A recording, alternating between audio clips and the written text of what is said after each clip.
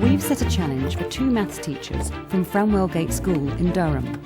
They're being summoned to a mystery location. Right now, neither teacher knows their destination or the topic they'll be teaching. Their lesson needs to be ready by 2 p.m. this afternoon. It's the unknown, isn't it? It's the unknown side of things. It's exciting, you know, it's a wee bit scary. Yeah.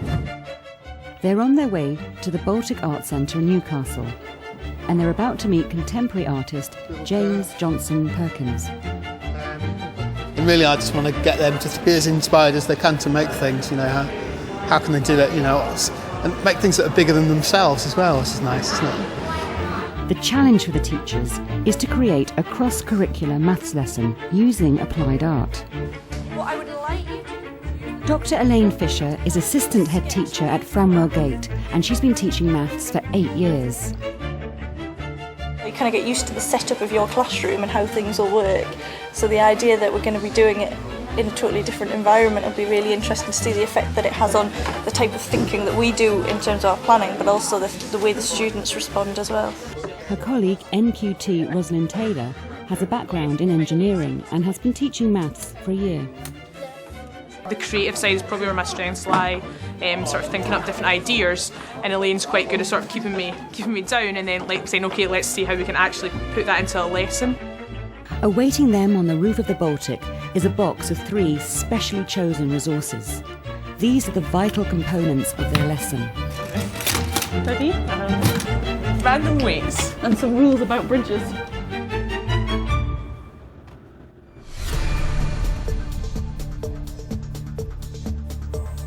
It's 8:30 a.m. and our 2 maths teachers are speeding their way out of their comfort zone. I hope it's algebra. Yeah. Or number. Algebra's nice because you can link it Yeah. to so much different stuff. The quayside surroundings of the Baltic and the box of resources should provide them with enough inspiration for their lesson. Let's hope so, because by 2 p.m. this afternoon, they'll need to be ready to teach a class of Year 8 pupils. I think a lot of people don't really like maths. I just can't do it. Not very good at it. Certain things I don't really like about maths, just Like I don't understand some things, but then it's a challenge, so you can work on it. In maths, you just need like a practical side to work stuff out. I don't like the idea of doing shape stuff. Shape stuff's harder. I think that's more constrained, I think. yeah. Right. Are we What's close? right? I have no idea. That's the trouble. I don't even know where anyone is around You here. don't know Newcastle, though, do I you? don't know Newcastle Whereas at at all. least I know Newcastle a bit more. Right, where are we going then? You're local. No, What's wrong? it's the Baltic. Huh? That's the Baltic there. Where? I think that big building coming up there. What building? This one on our left. Wow. What's the Baltic? Have you been? It's a contemporary art gallery. An But art it's like gallery? really modern. It's got an amazing view out down that way, so you can see all the bridges and right down the Tyne. I always don't even know something about. Well, that's the way I don't know about art. Art's not one of my strengths. I can paint, but I don't know anything about art. Oh dear. Lovely view. Yeah, the bridges are really cool. I really like the Millennium Bridge in particular.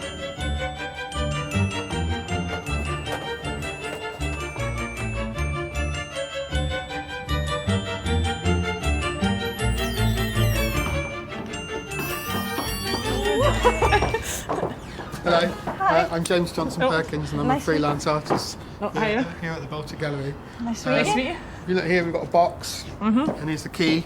And inside the box, there's objects that you can use to inspire you for this lesson that you're going to be doing. So open the box. You can open the box. Excellent.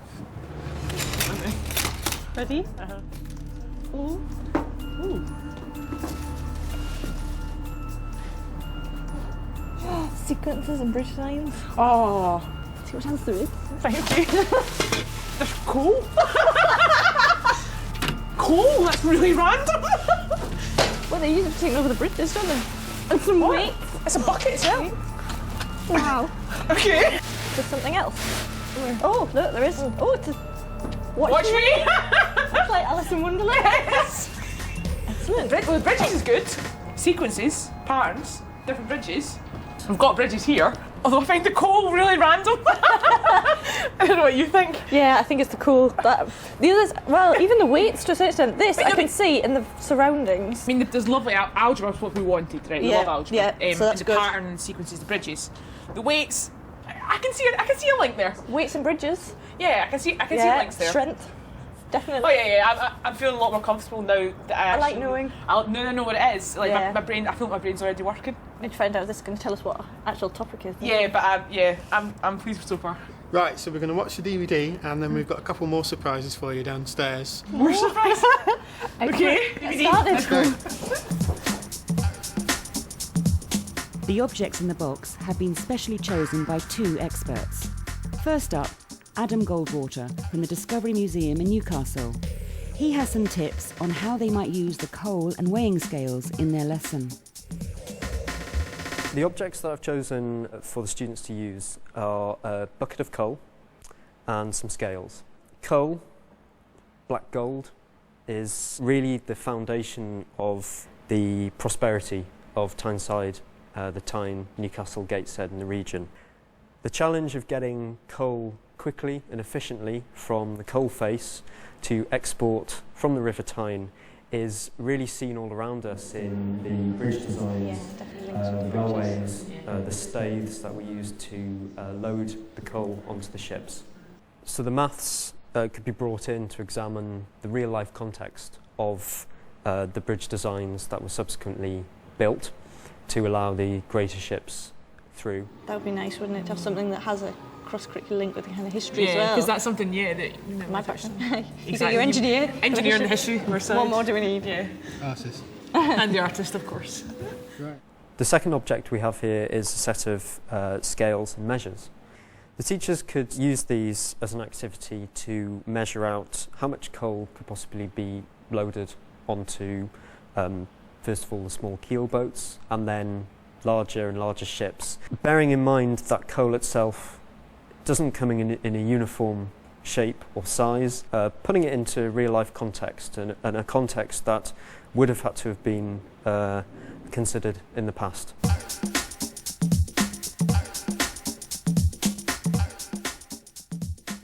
I was quite surprised by the coal, but then obviously when me and Elaine started talking afterwards, obviously linking to the mining history, I thought, yeah, it makes sense. I mean, for me, my background's in history and maths, so the kind of links between that, I really like the opportunity to kind of link the 2 subjects together.